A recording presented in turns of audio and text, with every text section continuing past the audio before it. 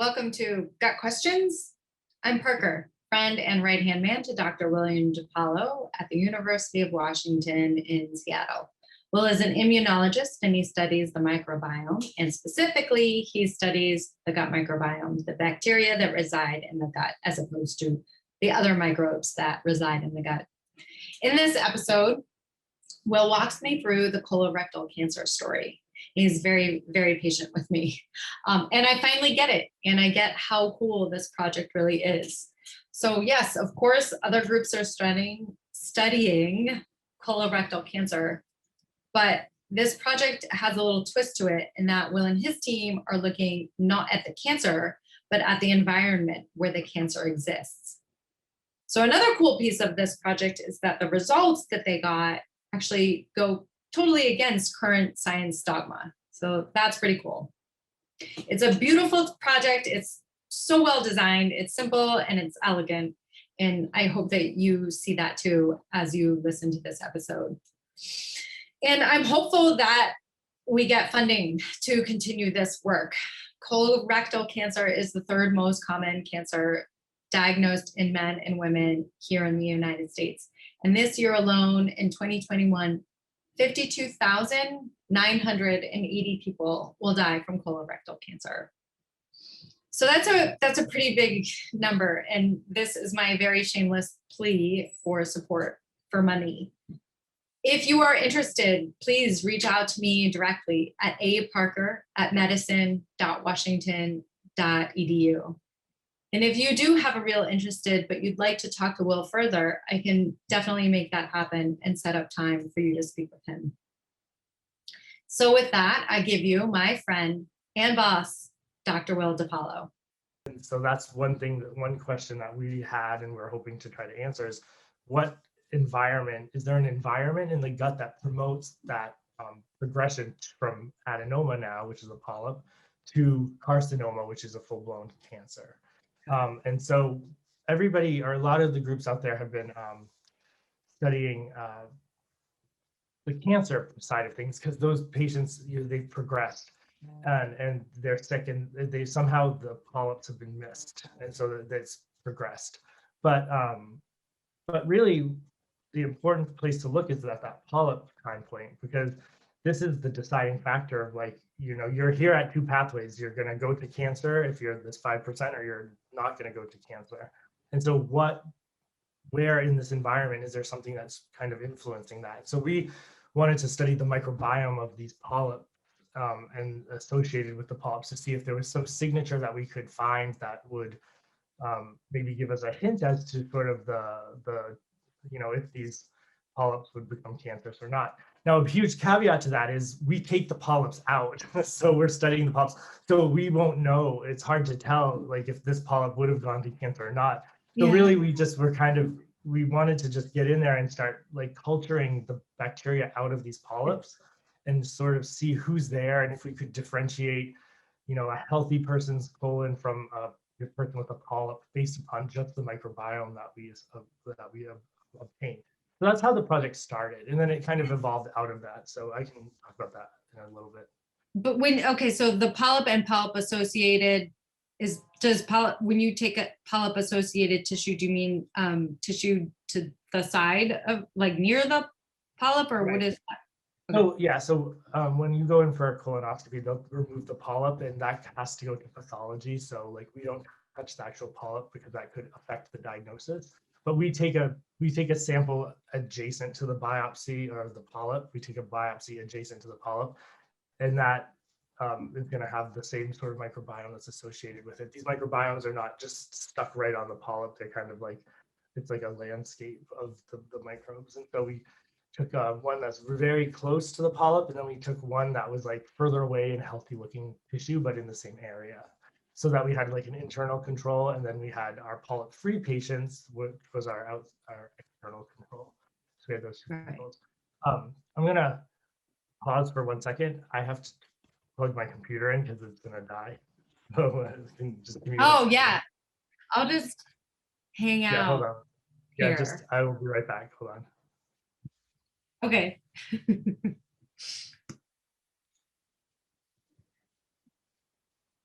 I'll just talk to my puppy. Oh, you're I just sleeping. want you to see my pajama bottoms. I'm only dressed from the top up. Okay, there, now we're all set. Okay. Yeah, so I think that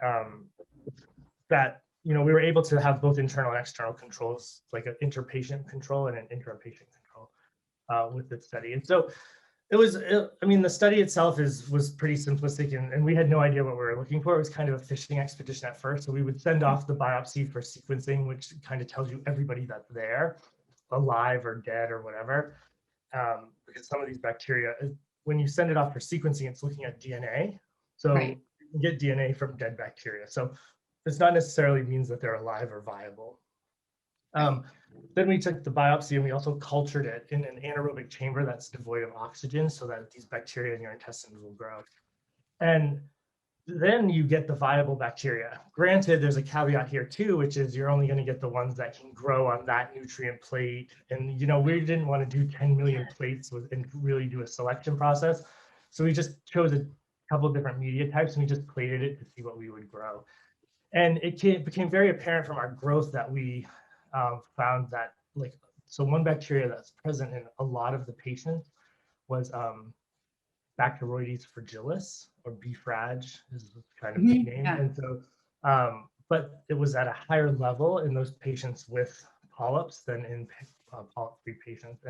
And what that means is that I liked that idea because I didn't want to find something that was present in one and not present in the other. Like I wanted to see bacteria that were present in polyp-free patients, but also in patients with polyps, to look to see if the type of bacteria, like not the type, but if the B. frag that was present in both had different genetics associated with them and different phenotypes. So did the polyp environment alter the B. frag in such a way that made it different from the polyp-free B. frag?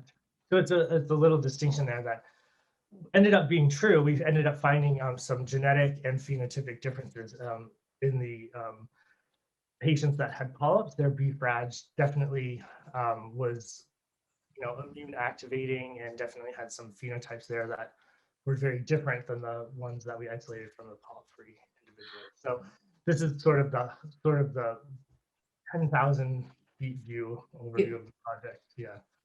Wow.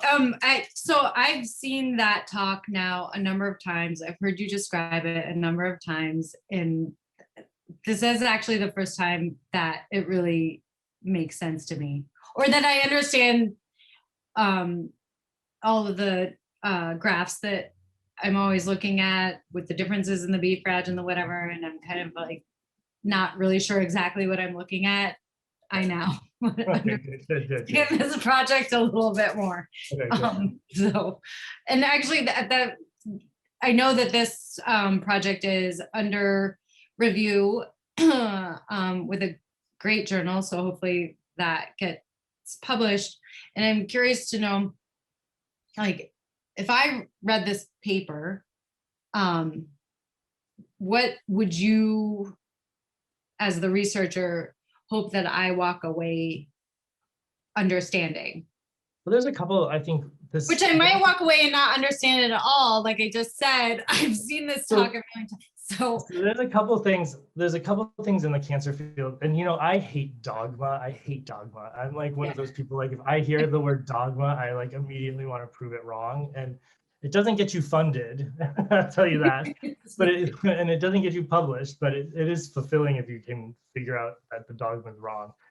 And I think in the cancer field, and especially with the microbiome, there's this idea that everybody likes to put things in boxes, right? Like even we as people put other people in boxes, and like you look at somebody and you say that person's this or this person's that, and then you just kind of like that's all that you can think about. If you see that person walking down the street, you're like, oh, there's that whatever.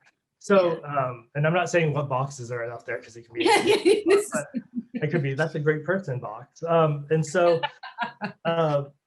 I think in cancer, we like in the microbiome, there's this idea of drivers and passenger bacteria. And so what this means is that driver bacteria, as far as colorectal cancer goes, are bacteria that are like sort of those nasty guys that live within our intestine, but at such a low level, they don't do anything. But upon activation or upon the chance to get a niche to themselves, they can actually cause mutations themselves in your DNA. So there's a E. coli called a PKF positive E. coli. These E. coli can actually damage DNA themselves and cause the cells to become carcinogenic, right? And so that's a driver bacteria because it's actually driving the process. Okay. Once it gets in there and it starts driving, then it will pick up passenger bacteria in the back seat like an Uber. And these bacteria are like, oh, this is comfy. I don't have the mechanisms to like drive. I don't have feet. I can't drive the car myself, but I definitely will ride on the back until the trip's over. And so these passenger bacteria will get on, and eventually because they've liked the atmosphere that the driver bacteria have created, right? So they're like, oh, this is now, it's a little bit cancerous, it's a little bit homey for me, like this is an environment that I like. And so these passenger bacteria will jump on, and they eventually choke out the driver bacteria, and then they sort of take over and sort of propagate and continue to grow until people study the cancer and whatever. So people are trying to put bacteria into, are you a driver, are you a passenger? Some bacteria have been drivers and they're now passengers. Some bacteria are both. They're drivers and they're driving, but they're in the back seat driving. Like it's backseat drivers. It's confusing. But what I think our paper shows is that the initiating of inflammation doesn't actually happen through either the driver or the passenger. It happens through our own commensal bacteria that are present. So it means that our own good bacteria that are there, these probiotic species, are somehow being influenced by this changing environment. Because remember, I told you that these cells become dysplastic. So they start proliferating abnormally. And when you start proliferating abnormally, you produce metabolic byproducts that weren't there before. You promote maybe inflammation and immune cell infiltration. You promote all these things that are happening that are going to feed out and affect the microbiome that's right there, right adjacent to the epithelium and the polyp. So our own commensals are starting to read these signals, and they have two decisions to make as these decisions come in. They have, oh crap, let's commit suicide and get the hell out of here. Like this is, oh, we're done. Or, oh crap, let's change our genetics. Like let's turn on a certain set of genes to make sure that we hold on faster, that we hold on more tightly, that we start affecting the environment so that we still get what we need out of this so that we don't die. So they're like the survivors, right?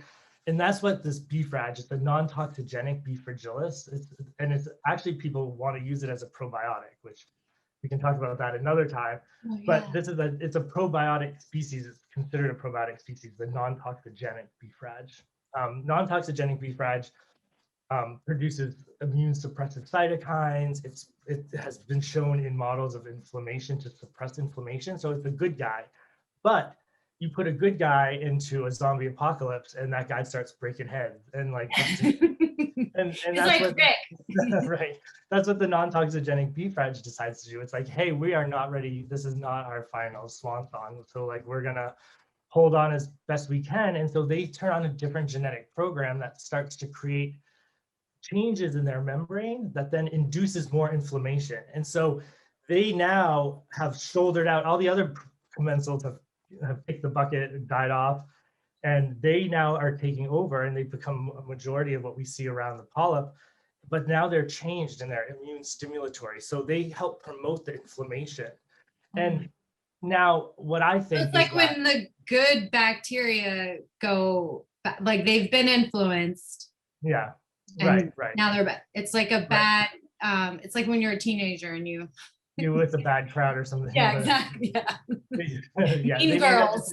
So they turned on these genes and now they're creating inflammation of themselves. So even if the body kind of gets its inflammation in control as far as the polyp goes, now you have a group of microbes that's promoting inflammation on their own. And so that's going to, inflammation causes cell infiltration, it causes growth, it causes all this stuff. And so then what happens in some people, they go in and they'll have their polyp removed and that they go back, and people who have polyps removed from a certain location more than likely will get a polyp back in that same location, like, or similar location. And my theory is that I think that they're not getting rid of, they're not altering their B. frag. So if they could get their polyp taken care of and then somehow eliminate this B. frag now and like force it out by taking probiotics. I mean, this is something we have to test in the lab. We're not studying this right now, but I want to. Okay. Somehow you can manipulate that microenvironment to sort of promote like this, try to get the tissue back and the microbiome back to like steady state, quiet, just interacting with the stuff. Balance. In 5% of these people with polyps or whatever, 5% polyps, there's a triggering event that then induces the carcinogenic pathway. And so that could be one of these driver bacteria now says, hey, this guy made an environment that's like really nice for me, and I can come in here and I can like definitely do some damage. And so then they'll settle in and they'll start to edge out some of the. Now, to make matters confusing, non-toxigenic B. frag has a cousin called toxigenic B. frag. And so this B. frag has a special toxin called BFT, big friendly toxin. No, it's B. frag toxin. I always call it big friendly toxin, but it's Wait, it reminds me of no, in Maine, you know that in the Indian oh, right. Yeah, the BFI. So this is the Just the big, it's not friendly though. It's not friendly. So non-toxigenic B. frag is probiotic, and then it's got this, it's what we call enterotoxigenic B. fragilis, which is the toxigenic form. So this is this bug, but it has somehow has a toxin associated with it. And this can, has been associated with colorectal cancer in a lot of models and in people. So what could happen is that our probiotic gone bad has altered the environment, allowing bugs like its cousin to come in, the toxigenic guy, to induce DNA damage, or that E. coli I was talking about may be able to say, oh, wow, this environment's now permissive for me to colonize and create some damage. So I think what I like to say is that we're showing that, so again, going back to the dogma, is that it's not necessarily the driver bacteria that are creating the inflammation and the DNA damage. What I think is happening is that our own commensals are responding to the changing tissue environment. And in that response, they're paving the way for these drivers and these passengers to come in and create the damage that they're doing. So that's how I like to sort of position it. If you want to stick with that road analogy, I think that's I love it. To do it. So that's what, that's what I think I would love people to take away from this, is that in any disease, our commensals are there first. And so that means that something has to happen to those commensals to allow these other bacteria to either bully them out or to grow. And it could be that in some cases, like this one, the commensals change and become pathogenic. And so I think it's just a little bit of a warning out there that, you can take probiotics all you want. If you put your probiotic in a shitty environment, I don't know what's going to happen to that probiotic. Like they have genes, they have feelings, they can change and they can change to it. That's why they suggest that people who have immune disorders and like sort of inflammation and stuff like that don't take probiotics unless they talk to their doctors, because we still don't know what happens to the microbes when you put them in an inflamed environment. Yeah, because people are thinking good bacteria. Right. I'll just take it. And then because I think sometimes people get a little bit excited about something, they hear that it's good, and then they take like a lot of it. Right. And when it comes to probiotics, yes, they're safe generally, but I really just caution anybody who has it's one thing to use to be like, oh, I think I have a leaky gut, I feel a little off today. But somebody who has irritable bowel syndrome, or somebody who has short bowel syndrome, or somebody who has bacterial overgrowth, you don't probably want to just go take a probiotic, because all you're doing is adding fuel to the fire potentially. So, and we don't understand what that means. When I say adding fuel to the fire, I'm just making it up, that it could very well be that these lactobacillus get in there and they sense all these bugs and everything, and they turn on genes that make them not necessarily healthy.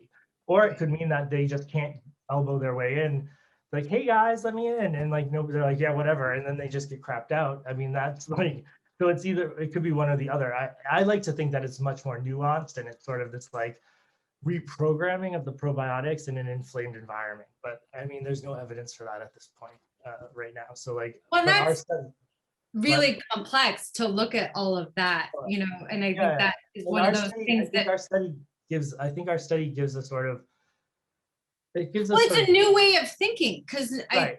from what I can tell, just, being, at lab meetings or at microbiome club, and just what I see in the news media or social media, no one's thinking this at all, that like, oh wait, it's your own commensals that could be doing something harmful Right, right. to And you at least in so at least reaction to right. something. And I think it's because with this model, we have a really great chance because people go in and they get screened for colonoscopy, right? So colonoscopy screening has reduced the mortality and the rate of colon cancer dramatically, but it's still one of the leading causes of cancer-related deaths out there.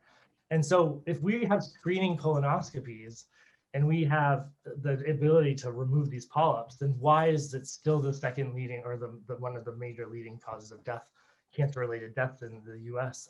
And it's for a number of reasons. I think first is that physicians are human and they can miss a polyp. I mean, have you looked, have you looked at a colonoscopy? It looks just like Yeah. a lot of folds and looks like you're going through the Lincoln Tunnel, but it's like kind of, so I can see it's really easy to miss something like that. And sessile serrated polyps are flat. So like we're all used to seeing polyps as like the little trees, like little broccolis as they're Yeah. depicted. It's not true that like some are like that, but some are flat and like more mucoid, and that's the sessile serrated. So it's easy to miss that in the thing. And then there's something called in between. I can't remember what it's called. There's something about how like in between your colonoscopies, there's a lot of people can like progress really quickly to cancer. So it might not have been there, and now all of a sudden it's there. So the idea of like how do we improve screening, since we've already done the invasive sort of let's put a camera up your butt and like let's pull out these polyps, how do we improve that? Because some people don't want to do that. I mean, I've been in clinics, I've seen patients do not like things up their butt. Like I can tell you that right now, like it's invasive, they don't want to do it.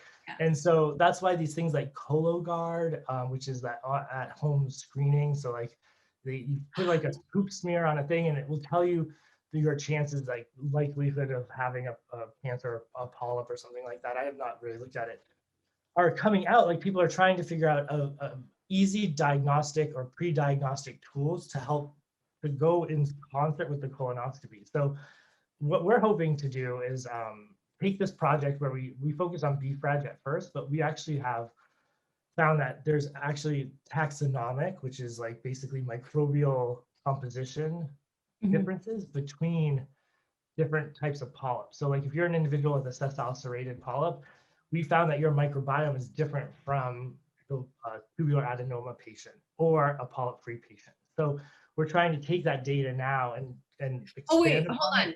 You Yes. have found Yes. that. Okay. Yes. So this is in the paper that we're trying to publish, is that we see Okay. differences in the 3 different classes of polyps. So polyp-free, sessile serrated, tubular adenoma. It's a small patient cohort. It needs to be reproduced with like a larger cohort. So we're trying to seek out funding right now to be able to expand that to include like 150, 200 patients so that we can really get solid statistics so that we can then develop some in vitro, or I'm sorry, some at-home tools that you could maybe send in a stool sample and check to see if that your composition is somewhat leaning towards a polyp, of somebody who has a polyp. And so then that way you can say, oh, I better go get screened, or you can say, well, I can wait another 2 years and get screened, whatever. Or you use these in between your colonoscopies just to make sure that there's nothing's changed. So I think it's a way to try to catch all. And so our first study was all mucosal biopsies, but we're putting together a grant, which I have to work on right now, but we're also seeking funding through any source possible. If you have money and you want to Put the support this funding. project, Yeah. put some dollar signs and some coins. I'll put a link. Right, A GoFundMe link. link here.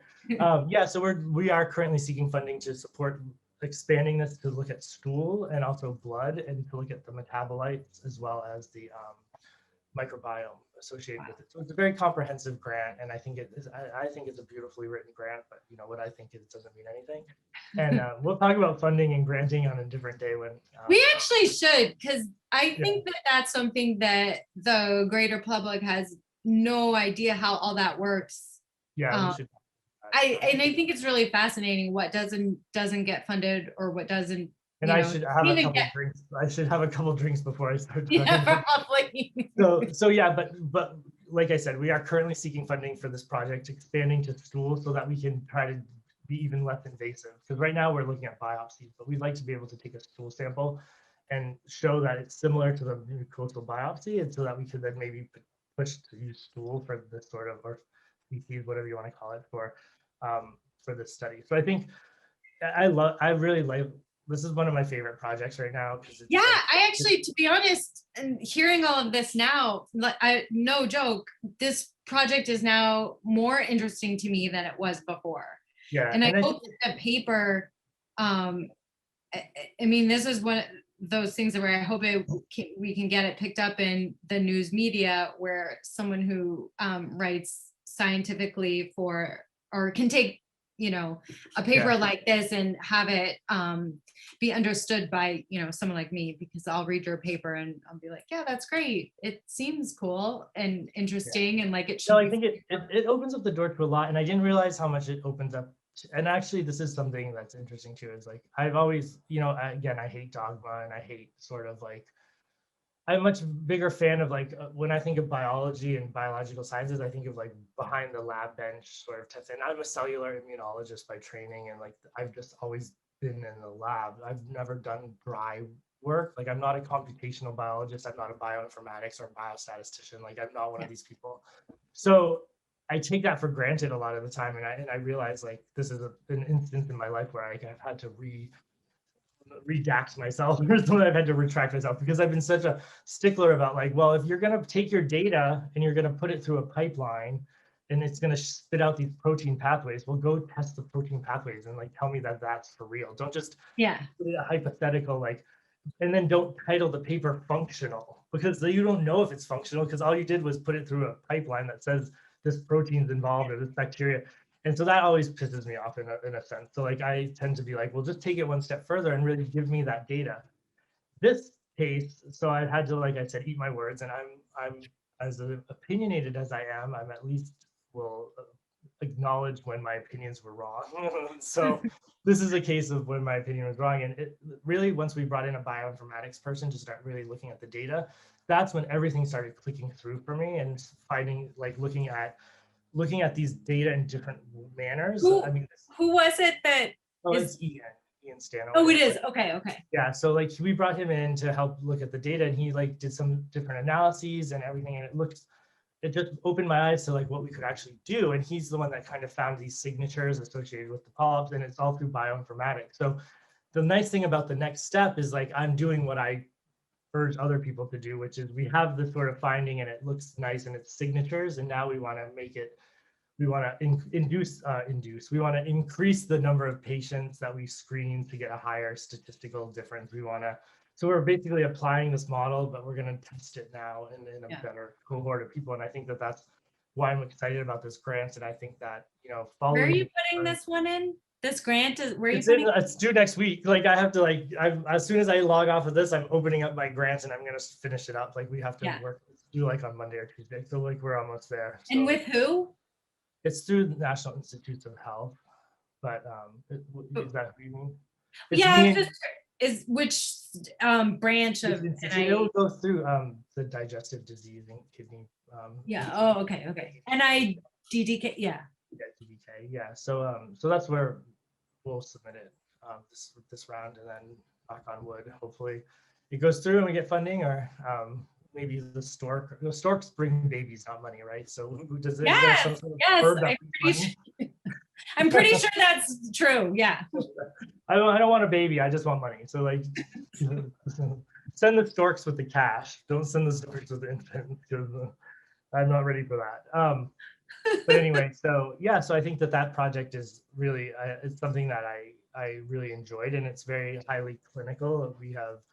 It's all patient samples and patient data, and it's very much like we went from the microbiome of the tissue to isolating bacteria to doing whole genome sequencing of the bacteria to then identifying a single gene difference. And then we went all the way back up. So we took that single gene, we then looked to see if it was present in the patient tissue. And then, you know, now we're trying to So many different Yeah, So it's so like many different this pieces. is how I love doing science. Like this is what excites me about science is when you have a project that's like so nice, you go from patient to something you can test, and then you can go from that something you can test back to the patients. And like and even though like we're not finished, we want to come up with a diagnostic or something like that. I think that sort of top down, bottom up approach is like it includes both patient data and microbiome data and whole genome sequencing and microbiome taxonomic sequence. I mean, it's just a beautiful project. We did some Yeah. proteomics in this. Like, it's a beautiful sort of, I love that. Like, that's what I like about science is when you can find a project, and very few labs do this. And I'm not saying that we're like a wonderful lab, like I have my papers too, but this project just, the project led us down this road. And it just, if you listened to the data and looked at it, every step made sense. And I think the project came together really beautifully. And I'm like really proud of this project. Like it's probably in my whole career, I think that this project is Oh, is this probably one. the best one. Yeah. Yeah. Well, it flows really nicely. I mean, Yeah. I'm familiar with it enough and understand enough to have seen it grow over the years and how it does flow from one piece of information to another and how it all comes together with this really nice bow, if you will. Yeah. So I'm really happy with that. And like, and I have to give my credit to Melissa Cordati, who was like a graduate student in my lab for most of this. She's now progressed. She's in France doing a postdoc, but like this, and I like to give credit where credit's due. And so her and Ian have really definitely made this paper. Melissa drove this whole project from scratch and Yeah. did a wonderful job And with she's it. actually going to be presenting in a couple of weeks. So now I feel like I have a better background to listen to her at Microbiome Club. Yeah. No, she's going to do a guest appearance from France. Yeah, from France. Live from France. Yeah, she'll be eating a croissant and having coffee. With a beret and like, and there'll be a mime in the background. I mean, this is so. I mean, I'm. So yeah, really. She'll be all the eating stereotypes. cream, You know, what else? It's gonna be. She'll have wine. Right, exactly. Eating beef tartare. So, all right. Well, on that note, then I'll let you How go. do you mime goodbye? I guess it's just this. Right? I think, yeah. I don't know. I think it's pretty much that. I'm in a box. Oh, Okay. don't put me in a box. Getting back to your comment earlier. Oh, the box comment, right? Many people can go in boxes or buckets or beepers. Yeah. So. Yeah. Great. Next week, what are we talking about next week? Well, preview? So I wanted to ask you about all your projects. So I wanted to talk about the non-alcoholic fatty liver disease project next week. Oh, and then stay tuned for some fatty liver. I thought, what's that? I said stay tuned for some fatty liver. The next one. Preview. Okay. Yeah. Actually, you know what might be cool?